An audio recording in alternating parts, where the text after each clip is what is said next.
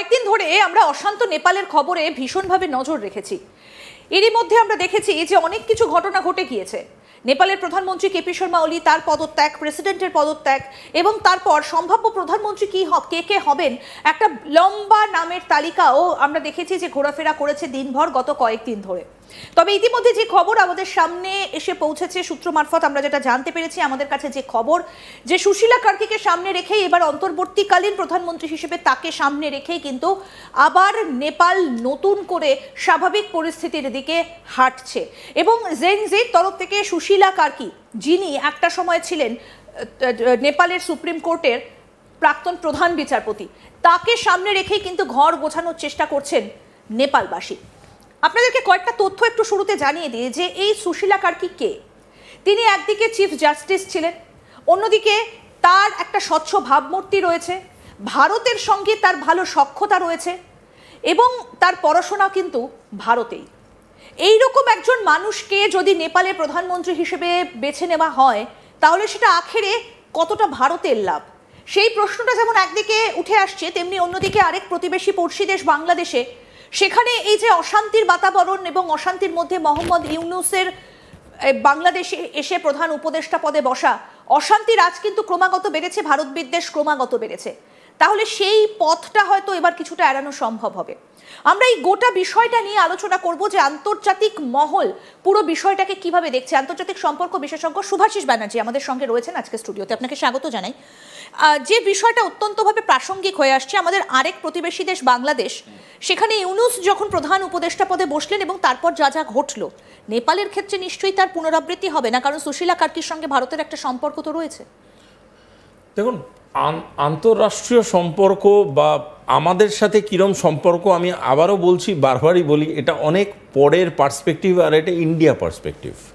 কিন্তু সবার আগে আমাদের যেটা বুঝতে হবে সেটা হচ্ছে নেপালের কাছে সুশীলা কার্কি কতটা ইম্পর্ট্যান্ট, এইটা বোঝাটা খুব প্রয়োজনীয়। যদিও আপনারা বলছেন ঠিকই যে ওনার নাম জেনজি একটা নমিনেশনটাকে অ্যালাউ করেছেন অল, বাট এখানে একটা কনস্টিটিউশনাল চেঞ্জ হওয়া উচিত অ্যাকচুয়ালি, আমার যতটা মনে হয় আর কি, যতটা আমার নেপালের কনস্টিটিউশন সম্বন্ধে আমার জ্ঞান আছে। নেপালের এই কনস্টিটিউশন যে কমিটিটা ছিল একদম প্রথমে, তার যে ড্রাফট কমিটি, সেখানেও এই সুশীলা কার্কি ছিলেন না। এখানে একটা পয়েন্ট আছে, শি ইজ এ এক্স সিজেআইকে আমাদের ভারতেও এটা বোধহয় আছে, এক্স সিজেআইকে হেড অফ অ্যাডমিনিস্ট্রেশন বসানোর জন্য একটা কনস্টিটিউশনাল চেঞ্জ আনতে হয়। এই একটা বোধহয় একটা কনফিউশন আছে, যেটা নিয়ে এদের মধ্যে নিজেদের মধ্যে ডিসকাশন চলছে। আশা করি সেটার সমাধান সূত্র খুব তাড়াতাড়ি এরা বার করে ফেলবে। যদি বার করে ফেলে, উনার যেই জুডিশিয়ারি এক্সপিরিয়েন্স আছে সেইটাকে আশা করা যায় অ্যাডমিনিস্ট্রেটিভ ওয়াইজ উনি কিন্তু বড় সড়োভাবে ইমপ্লিমেন্ট করতে পারবে। উনার যে ইমপিচমেন্ট হয়েছিল, ওনাকে যে সরিয়ে ফেলা হয়েছিল, সেটার মূল কারণ ছিল যে উনি করাপশনের এগেনস্টে মুখ খুলেছিলেন এবং অ্যাজ এ সিজেআই সিটিং মিনিস্টারকে উনি জেল খাটিয়েছেন। এবং কেন খাটিয়েছেন? কারণ উনি হাইলি অ্যান্টি করাপশন। এবং আজকে যখন এই নেপালে গোটা ঘটনাটা, যেটা নিরিখে অনেকেই বলছে যে এই সোশ্যাল মিডিয়ার জন্য হয়েছে, ডিজিটাল প্ল্যাটফর্মসের জন্য হয়েছে, আমার ব্যক্তিগত ধারণা তার থেকে অনেক বেশি পাওয়ারফুল ইউনিট হিসাবে যদি কিছু কনসিডার করা যায়, সেইটা কিন্তু হচ্ছে করাপশন। অ্যান্ড আরও প্রচুর রাজনৈতিক এবং আন্তর্জাতিক চাপের অনেক খেলা আছে। কিন্তু সেইটাকে যদি অ্যাড্রেস করতে হয়, Sushila Karki madam I believe is a very important thing. এবার আপনার যে প্রশ্নের দ্বিতীয় ভাগটা আছে সেটা হলো যে ভারতবর্ষের সাথে তার সম্পর্কটা কতটা কার্যকরী। দেখুন, ভারতবর্ষ এমন একটা দেশ, যদি আপনি সম্পর্ক গড়তে চান তাহলে ভারতবর্ষ আপনার সাথে সম্পর্ক গড়ে নেবে। যদি আমি ধরেই নিলাম যে ম্যাডাম কার্কি এখানে বিএইচইউতে পড়াশোনা করেননি, আমি ধরে নিলাম উনি কোনোদিন ভারত ভ্রমণই করেননি, তা সত্ত্বেও ভারত যদি মনে করে যে কোনো একটা দেশের সাথে তাদের রাষ্ট্রীয় সম্পর্ক গঠন করবে, সেটা করে ফেলবে। ইফ উনার একটা ভারতের প্রতি একটা সফট কর্নার থেকে থাকে, বা ভারতের ব্যাপারে উনার যদি কোনো একটা ব্যক্তিগত মতামত থেকে থাকে, সেটা তো অলওয়েজ ওয়েলকাম। বিকজ কেউ যদি ভালো কথা বলে আমরা তো সেটা বুক চিতিয়ে নিই, আর যদি কেউ আমাদের সাথে বন্ধুত্বপূর্ণ সম্পর্ক করে, আমরা যেভাবে তাদের পাশে দাঁড়াই, সেটা তো পৃথিবী ইতিহাস, সবাই তো জানে সেটা। এবং ওলির থাকাকালীন ভারতবর্ষের সাথে যে নেপালের একটা দূরত্ব তৈরি হয়েছিল, এটা তো অস্বীকার করার কোনো জায়গা নেই।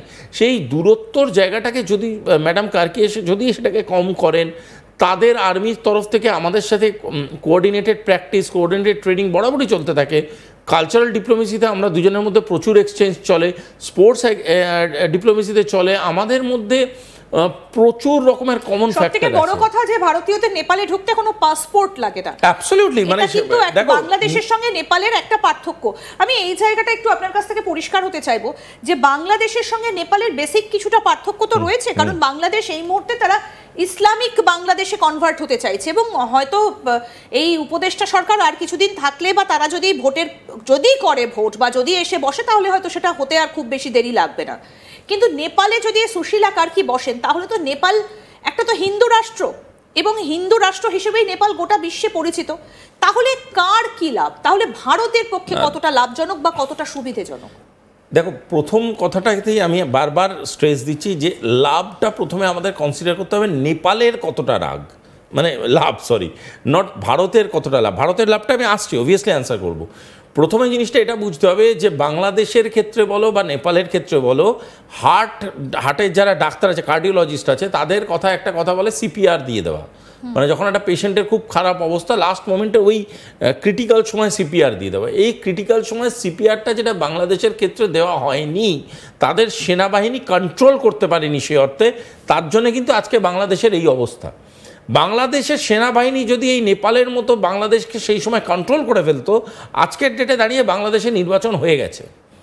পয়েন্টটা হচ্ছে নেপালের ক্ষেত্রে আমি সাধুবাদ জানাবো নেপালের সেনাবাহিনীকে, যে নেপালের সেনাবাহিনী সেটা করতে সার্থক হলো। তার সঙ্গে টেক ওভারটা করে নিতে পেরে। তার একটা বেসিক কারণ হচ্ছে, আপনার প্রশ্নের উত্তরটা তার মধ্যে লুকিয়ে আছে। তার একটা বেসিক কারণ হলো, দুটো দেশের যে রাষ্ট্রীয় পরিকাঠামো, তাতে যে জাতির ডেফিনেশনটা আছে, সেই জাতির ডেফিনেশনে বাংলাদেশে মাইনরিটি ট্রিটমেন্ট দেখে বোঝা যায় মেজরিটিদের মাইন্ডসেট অ্যাবাউট রাষ্ট্র উন্নয়ন কী ছিল।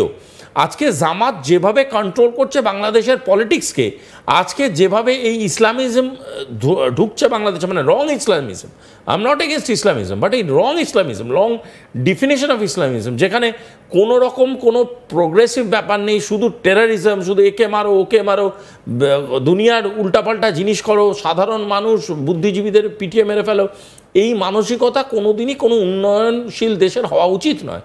সেক্ষেত্রে নেপালের ক্ষেত্রে যেহেতু এটা একটা হিন্দু রাষ্ট্র, সেহেতু জাতি বিভেদ বা জাতির ভিত্তিতে এরা খুব একটা ডিফারেন্স আনতে চায়নি। এরা যেটা চেয়েছিল সেটা হলো প্রথম থেকেই, যাতে করে এইখানে একটা ব্যালেন্স আসে in between administration, legislative and judiciary. তার জন্যে করাপশন ফ্রি নেপাল, এই করাপশনটা is the biggest agenda in Nepal. এই যেহেতু corruption is the biggest agenda, তার জন্য নেপালের সলিউশনটাও খুব প্রোডাক্টিভ হতে হবে। কারণ বাংলাদেশের ক্ষেত্রে জাতি, বারবারই বলছি ইসলামিক কান্ট্রি, আর ইসলামিক কান্ট্রি করলে বাংলাদেশের সব সমস্যা ঠিক হয়ে যাবে।